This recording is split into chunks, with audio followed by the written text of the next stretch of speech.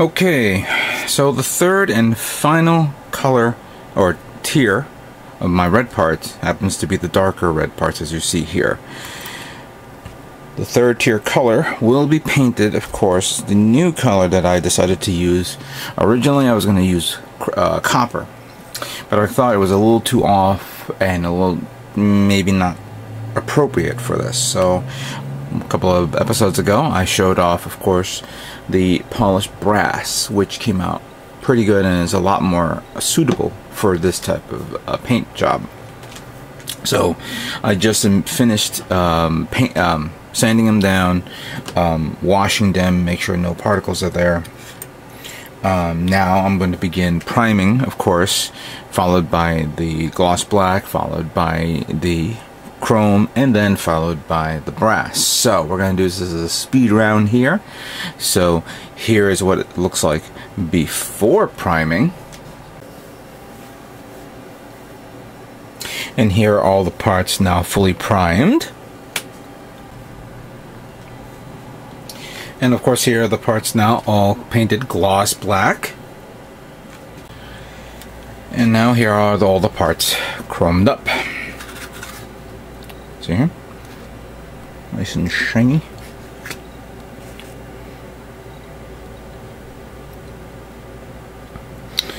Yeah. Some of these parts, for some odd reason, I get pissed off at this, which I may have to redo again. I don't want to, but I have to. Like, say for example this one. The reflectiveness came out pretty well. Yet for some odd reason, this came out dull, and I did exactly the same thing here. So, to me, I think maybe the gloss black didn't go properly on this, but I did see it. So it's all in the matter of how you apply it. I have a few of these parts that now I got to redo before I begin applying the brass. So like here's another one right here. This one, see, this one came out okay. It has a reflectiveness. This one doesn't, has the dullness. And I tried to, again, I try to do this. I apply a very, very thin light coat first, just to tack it on. Then, about an hour later, I apply a much more, not heavy, but medium coat. And that's where these things, you know, tend to screw up. Some of them I really don't care, because they're so hidden away that maybe it's not necessary. This one came out okay. This one came out okay. Actually, let me find the other one. Here it is, right here. Yeah, like both of these came out okay. Yeah, this one's fine. But now I gotta go back and do it again. I hate that. The only thing that actually, to say the truth, the one thing that I'm was more worried about was this guy, because when I was applying, there was another thing, and I didn't mention this in the video before this, which was, of course, the applying of the gloss black. When you apply gloss black, sometimes little ridges and bumps form, and at first I thought maybe moisture was coming out of the airbrush. But then again, I made sure there was no moisture in there, there's nothing in there, and it was like about a minute after I turned it on. So I've noticed this effect has happened a lot, especially when I use this type of paint.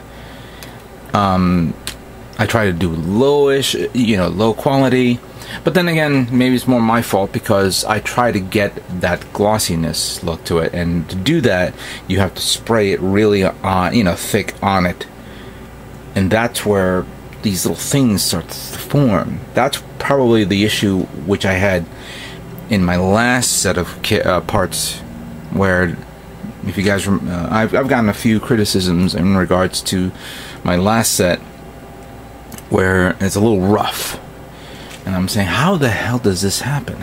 Why does it look like this?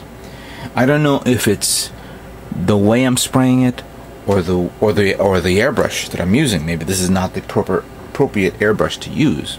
So I wouldn't mind some feedback from you guys and let me know what I'm doing wrong. Well, whatever. Let me just fix up what looks bad, repaint it up again, and then polished brass is what we'll do next. And here it is now, completely painted using polished brass, ALC 109. Apologies, I didn't do a recording of me spray painting this. I completely forgot. I was kind of rushing this thing in, and I wanted to see how it came out. And it started to come out good, as you can see here. Very nice. Let's do a close-up comparison of these, starting with this part here.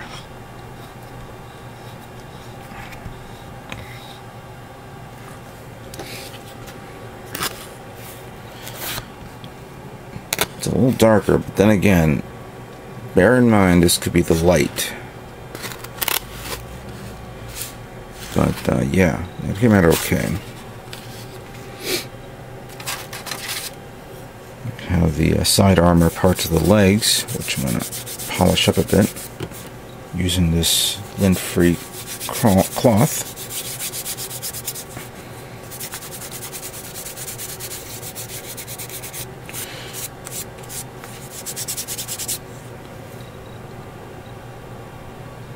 There we go. So they're okay. Here's part of the arm.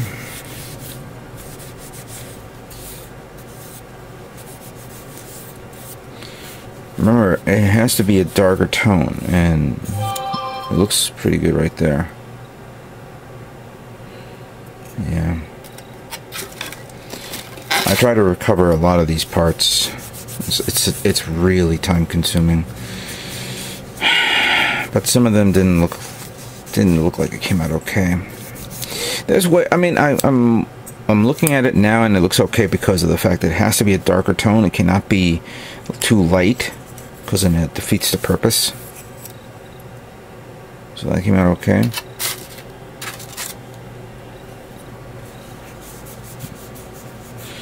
This one I'm a little disappointed. I'm hoping I'm a little disappointed.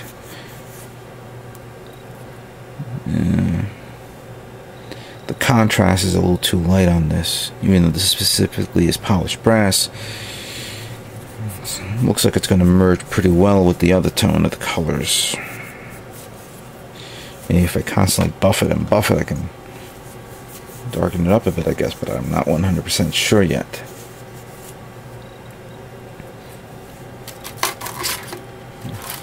Another example is this part. But again, it's all based on lighting.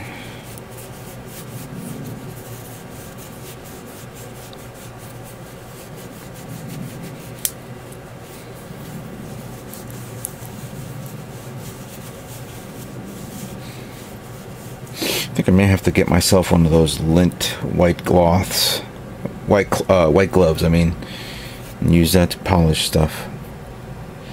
Yeah.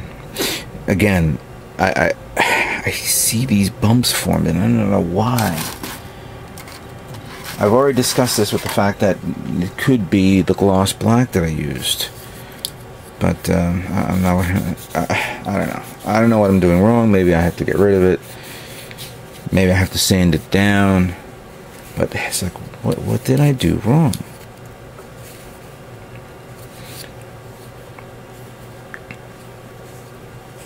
You know what I should have done?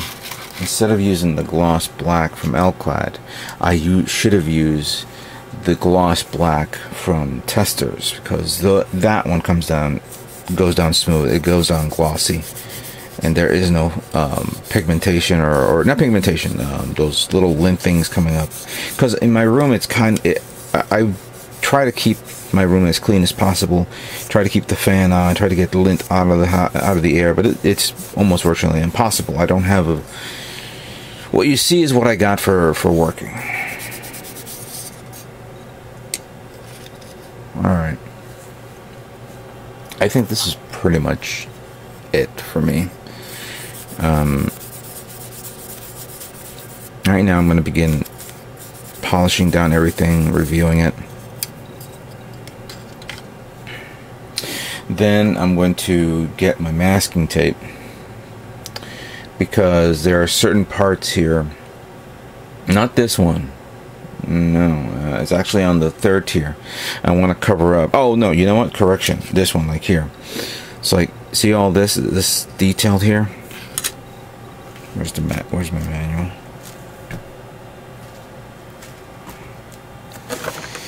Yeah, where is it? I can't find it, but that's supposed to be detailed there along the sides here, along the leading edges. So I'm gonna need to mask that, need to mask the other parts as well, and then I have to spray that gunmetal. Then once I'm finished polishing up everything, I'm going to top coat it with a clear coat to see if that gives it a little bit more shine, as long as I can get the darkness out in it and then make it shinier. And I'm going to use this one, Aqua Gloss Clear, which I picked up at the hobby store, and see if I can get this kit a little bit better than what it is. Maybe it will work a lot better. Maybe. I mean, it's coming out amazing, just maybe not what I'm looking at. But I need to now review every part. I need to verify all my gunmetal parts, my black parts, my thin the yellow parts, which is turned into hot metal red. I have to review all the light tone gold, medium gold tone, and this one again. And then once everything is done, we're going to now move on to the final phase, and that is assembly of the Master Grade Sazabi I. And I gotta get this done quickly. Okay guys, let's begin.